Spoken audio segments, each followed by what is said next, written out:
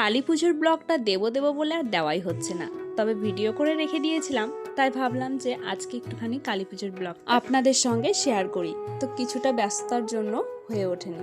তো যাই হোক, আপনারা সম্পূর্ণ ব্লগটা দেখতে থাকবেন, আর যদি আপনাদের ভালো লাগে অবশ্যই কিন্তু চ্যানেলটাকে সাবস্ক্রাইব করে দিয়ে পাশে থাকবেন। আর হ্যাঁ, তার সাথে কিন্তু লাইক এবং কমেন্ট করতে কিন্তু একদমই ভুলবেন না। আর সত্যি কথা বলতে, লাইক এবং কমেন্ট করলে কিন্তু ভিডিও করার আগ্রহটা কিন্তু দ্বিগুণ বেড়ে যায়, আরও যেন নিত্য নতুন ভিডিও আপনাদের সঙ্গে তুলে ধরতে পারি। হাজারো মন খারাপের মাঝে যেন ভালো ভালো মুহূর্তগুলো আপনাদের সঙ্গে তুলে ধরতে পারি। হাজারো স্বপ্ন নিয়ে এসেছি এই ইউটিউবে, যদি সফল হতে পারি কোনো একদিন, সেই স্বপ্ন নিয়েই চলছে আমার জীবন। তো আর বেশি কথা না বলে ব্লগটা আমি শুরু করছি, আর আপনারাও কিন্তু ধৈর্য সহকারে দেখবেন, কেউ স্কিপ করবেন না। A few moments later. Hello everyone, welcome back to my channel. তো আজকে হলো শুভ দীপাবলি। তো শুভ দীপাবলির অনেক অনেক শুভেচ্ছা আপনাদেরকে। তো আজকে একটু ব্লগটা দেরি করে শুরু করলাম, মানে এখন 12টা বাজতে যাচ্ছে। তো 12টার সময় আমি ব্লগটা শুরু করছি। তো এখন হচ্ছে আমি একটু আছি ঠাকুর ঘরে। তো আজকে যেহেতু প্রদীপ ধরাবো আমরা সন্ধ্যার সময়, তো যার জন্য কিছুটা গোছগাছ করে নেব। তো এগুলোকে এখন ভিজিয়ে রাখছি, এখানে মোটামুটি অনেক কটা প্রদীপই রয়েছে। তো চলো কিছুটা সময় জলে রেখে দেব, তারপর আবার তুলে নেব।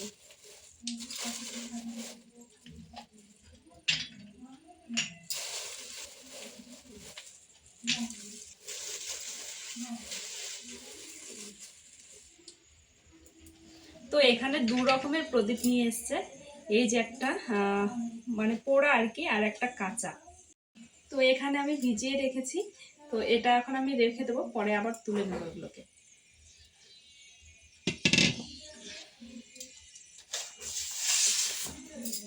আর এই যে একটা লম্বা কলা পাতা, তো এটাকে আমি কেটে নেবো, তার জন্য একটা কেচি নিয়ে নিয়েছি। তো কলা পাতাগুলো কাটার একটাই উদ্দেশ্য, আমাদের গ্রামের দিকে দেখতাম পাট কাঠির উপরে একটা সুন্দর 3টে কাঠি বেঁধে তার উপরে প্রদীপ জ্বালাতো। আর এখানে যেহেতু পাট কাঠি নেই, যার জন্য এখন কলা পাতার উপরে আমরা প্রদীপটা দেব। শুধু প্রদীপ নাকি নিচে দিতে নেই, যার জন্য একটুখানি পাতার উপরে দিলে পরে খুব ভালো হয়। তো যার জন্য আমি মাকে এই কলা পাতাগুলো কেটে দিচ্ছিলাম। প্রথমে কিন্তু আমারই যাওয়ার কথা ছিল এই প্রদীপ, তারপর শেষমেশ মাকে যেতে হয়েছিল। তার কারণ পাপাকে নিয়ে অনেকটা দূরে হাঁটা যাবে না। প্রায় আমাদের বাড়ি থেকে রানীর ঘাট, এবং রানীর ঘাট থেকে কালীবাড়ি, কালীবাড়ি থেকে আমাদের ঠাকুর বাড়ি। তো এতটা ঘোরা একদমই অসম্ভব হয়ে যাচ্ছিল। আর যেহেতু সব জায়গায় প্রদীপ দিতে দিতে যাব, যার জন্য টোটো করেও যাওয়া হয়নি। তো যার জন্য শেষমেশ মাকে যেতে হয়েছিল। তো যাই হোক, এদিকে আমার কলা পাতাগুলো তো কেটে নেওয়া প্রায় মোটামুটি হয়ে গেছে। তো একটু ছোট্ট ছোট্ট করে একটু সাইজ মতন করে কেটে দিয়েছি, যাতে দেখতেও ভালো লাগে, আর ওগুলোকে নিয়ে যেতেও সুবিধা হয়। যেহেতু থালার মধ্যে করে সব প্রদীপগুলো নিয়ে যাবে, যার জন্য আমি এটার মধ্যেই সব কিছু সুন্দর করে সাজিয়ে গুছিয়ে দিচ্ছিলাম। তো চলুন প্রদীপটাকে আগে সুন্দর করে সাজিয়ে নিই, তারপর ওর মধ্যে দিয়ে দেবো পোলতে আর একটুখানি তেল। গত বছর এই সময়টা ছিলাম বাপের বাড়িতে, আর সেখানে এত আনন্দ হয় সে আর কি বলবো। তবে শ্বশুর বাড়িতে খুব একটা আমি আনন্দ বোধ করছি না, তার কারণ এখানে আশেপাশে কোনো ঠাকুর নেই। আর আমাদের বাড়ির আশেপাশে তো ঠাকুর, মাইক বাজনা একদম সব কিছুই ছিল, তো যার জন্য একটু আনন্দটা বেশি লাগতো। তবে এখানেও বেশ আনন্দ লাগছে, এটা এক রকমের আনন্দ। আর বাপের বাড়ির আনন্দটা তো সারা জীবন করেই এসেছি। তবে শ্বশুর বাড়িতে তো কোনো বছরে এই পুজো দেখা হয়নি। তো মোটামুটি আমি 2 বছরই পেয়েছিলাম এই কালী পুজোটা। তবে 2 বছরই আর আমি এই বাড়িতে থাকতে পারিনি। তো প্রথম বছরটা বাপের বাড়িতেই ছিলাম, তার পরের বছরও বাপের বাড়িতেই ছিলাম। তো প্রত্যেক বছরে একবার করেই যেহেতু বাপের বাড়িতে যাই, যার জন্য কালী পুজোটা এখানে আমি একবারও দেখতে পারি। আর তাছাড়াও সত্যি কথা বলতে, যতই আনন্দ থাক না কেন বাড়ির আশেপাশে, যদি সেই আপন লোকটা বাড়ির কাছে বা বাড়িতে যদি না থাকে, তাহলে আর কোনো কিছুই ভালো লাগে না। যেহেতু আমার স্বামী যেহেতু বাইরে থাকে, তো যার জন্য এই আনন্দগুলোকে আমার আনন্দ একদমই মনে হয় না। যেহেতু সবার সাথে চলতে হয়, সবাইকে নিয়ে চলতে হয়, যার জন্য সবার সাথে হাসি খেলেই চলতে হয় আর কি। তবে ভেতরে একটা যে নিরানন্দটা আছে সেটা কিন্তু থেকেই যায়, সেটার আনন্দবোধ হয় না ভেতর থেকে। তো যাই হোক, এগুলো হচ্ছে একটা দায়িত্ব কর্ম। তো এগুলো তো করতেই যতই নিরানন্দর মধ্যে থাকি না কেন, তবে এই কাজগুলো করতে। তো যাই হোক, অনেক জ্ঞান দিয়ে ফেললাম, আর কোনো জ্ঞান দেবো না। তো এদিকে আমার প্রদীপগুলো সাজিয়ে নেওয়া হয়ে গেছে, আর কিছুটা পলতে ছিল সেগুলোকে আমি কেটে নিলাম, কেটে প্রদীপের উপরে সুন্দর করে এখনই সাজিয়ে রাখবো, কারণ মা একটুখানি আজকে কাজে ব্যস্ত রয়েছে, যার জন্য এই কাজগুলো যদি আমি করে রাখি তাহলে অনেকটাই মার সুবিধা হবে। তো যাই হোক, এইদিকে মোটামুটি আমার পলতেগুলো কেটে নেওয়া হয়ে গেছে, এখন সবগুলোতে এখন সাজিয়ে নেব। আর এই প্রদীপগুলো যখন রাত্রেবেলা দেওয়া হবে এত ভালো লাগে সে আর কি বলবো। আমাদের ওই বাড়িতে তো আমরা প্রত্যেক বছর কম্পিটিশন করতাম যে কার বাড়িটা কেমন লাইটিং দিয়ে সাজানো হয়, তো কে বেশি লাইটিং দিয়ে সাজাতে পারে সেই কম্পিটিশনটা আমরা বেশি করা হতো আমার দাদাদের সঙ্গে। আর এখন তো মোটামুটি সবার বিয়ে হয়ে গেছে, যার জন্য আর কম্পিটিশনে নাই, এখন হচ্ছে সবার ঘাড়ে শুধু দায়িত্ব আর দায়িত্ব। তো যাই হোক, গল্প করতে করতে আমার মোটামুটি এদিকে পলতেটা সাজানো হয়ে গিয়েছিল, তো এটাকে এখন সুন্দর করে রেখে দিলাম, সন্ধ্যার সময় মা এটা নিয়ে বেরোবে। তো এই দিকের গোছগাছ করে এখন আমি যাব পল্লব আনতে, মানে পল্লব আনতে। আর এইদিকে পাপাও ঘুম থেকে উঠে গেছিলো, তাই পাপাকে নিয়ে চলে এসেছি একটা পল্লব নিতে। আর এখানে এসে দেখছি আজকে এত হনুমান এসছে সে আর কি বলবো।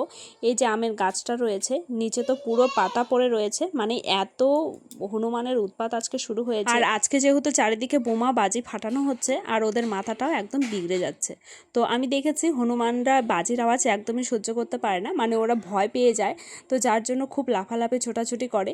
আর এই যে ছাদে হনুমানগুলো রয়েছে, হনুমানগুলো এত দুষ্টুমি করছে, মানে ওইখানে একটা শাড়ি রয়েছে, ওই শাড়িটার সাথে টানাটানি কামড়ানো, তো এই সব করছিল। আর আমি ওখানে দাঁড়িয়ে দাঁড়িয়ে ওদেরকে বলছিলাম যে তোমাদের শাড়ি ছিঁড়ে ফেললো হনুমানে।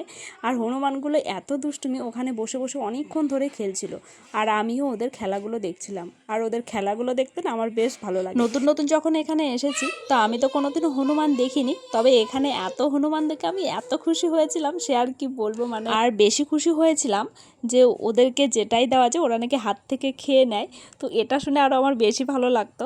তো যার জন্য আমার ঘরে যা সবজি ছিল বা খাওয়ার যে কোনো জিনিস নিয়ে আসলে আমি আগে হনুমানের জন্য রেখে দিতাম, যে এটা আমি হনুমানকে দেব। আর মা আমাকে সমানে বকতে থাকতো যে তুমি হনুমানকে ডেকে নিয়ে এসো না, এবারে কিন্তু ঘরটা সব আমাদের ভেঙে ফেলবে।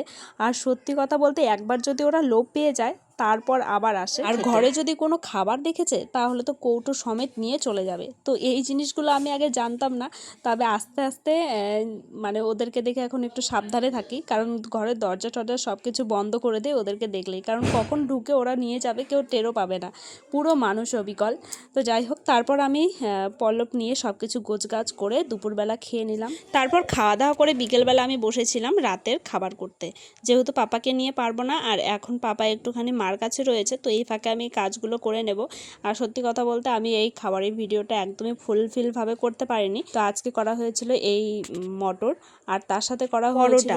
তো রাতের খাবার আমরা এই মটর আর পরোটা দিয়েই শেষ করেছিলাম, কারণ রাত্রেবেলা আমরা ভাত খাবো না, আর কালী পুজোর রাতে আমরা ভাত খাই না, যার জন্য পরোটা আর এই মটর করা হয়েছিল। তো যাই হোক, এদিকে আমি সবজিটা চাপিয়ে দিয়েছিলাম, আর মটরের জন্য আমি একটুখানি আলু দিয়েছিলাম, আর আলু না দিলে আমার একদমই ভালো লাগে না। তো যাই হোক, এদিকে রান্নাটা ঝটপট করে নিয়েছিলাম, শেষ পর্যন্ত আমি দেখাতে পারিনি। তো তারপর আমি এখন চলে এলাম ঘরে, আর মা এখানে সব কিছু গোছগাছ করে নিচ্ছিল, কারণ আমি মাকে একদমই হেল্প করতে পারিনি। পাপা আজকে ভীষণ দুষ্টুমি করছিল, আর তাছাড়া চারিদিকে যেহেতু বাজির আওয়াজ মানে পাচ্ছিল, যার জন্য একটু ভয়ও পাচ্ছিল, মানে কোলে থেকে নামছিলই না। আর বাচ্চাদের নিয়মই হচ্ছে এরকম, যে কোনো পুজোর অনুষ্ঠান দেখলে পরে ওরা এরকমটা করে, আমি অনেক কবার দেখেছি। দুর্গা পুজো, লক্ষ্মী পুজো কোনোটাতেই ও বাদ দেয়নি এরকম জিদ করার, মানে যেদিন করে পুজো দেখবে সেদিন করে কোল থেকে নামতেই চাইবে না, না সাজতে দেবে না কিছু করতে দেবে। তো যার জন্য আমি আর কিছুই করতে পারিনি। তো এইদিকে কাকি রেডি হয়েছে, তো কাকি যাবে, কাকির সঙ্গে যাবে মা, তো কাকি আর মা দুজনে মিলেই আজকে দিয়ে আসবে, আর আমার কিছু করার নেই। তারপর আমরা এখানে চলে এসেছিলাম রাস্তায় একটুখানি বাজি ফুরকি দেখার জন্য, মানে কাকিরা আমাদেরকে ডেকে নিয়ে এসেছে, যেহেতু আমরা ঘরের মধ্যেই ছিলাম, মানে বাড়িতেই ছিলাম, বেরোইনি, তো ওরা আবার ডেকে নিয়ে আসলো, আর অনেকগুলো বাজি নিয়ে এসেছিলো, তো সেগুলো এখানে দাঁড়িয়ে দাঁড়িয়ে আমরা ফাটানো হচ্ছে।